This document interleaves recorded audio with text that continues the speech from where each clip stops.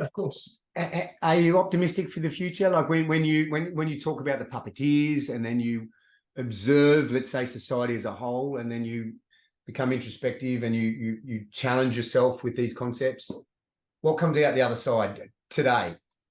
Yeah, look, I think we think within our lifetimes. That's the problem. We're scared of death, and we think within our lifetimes. If you think within your lifetime, the world looks like a terrible place. But when you think outside of it, and you think how many leaps and bounds that we've had, you realize the dark times that we're going through are simply part of the process of the evolution of humanity.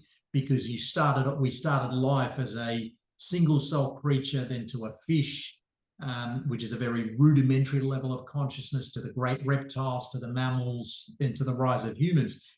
You can see evolution is upgrading consciousness, systematically upgrading consciousness. So where are we in a million years? Well, it's quite interesting.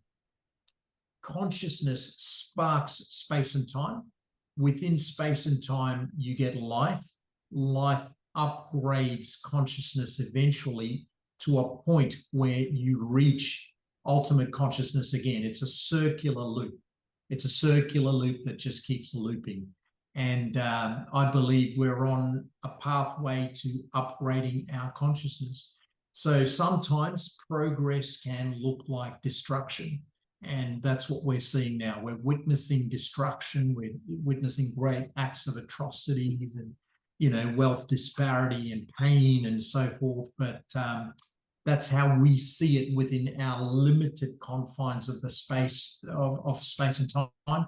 But outside of space and time, none of this is fundamental. None of this is truly as we see it. So I believe mankind is on a path towards upgrading awareness or consciousness. And we've just got to trust the process, mate, and try and play a fair game and do our bit, service to humanity, as opposed to seek desire and hedonism and power and lust. I think those are all playing the game wrong. And there's a lot of people in charge of running humanity that I believe are playing the game wrong. But I forgive them because I believe they're young souls.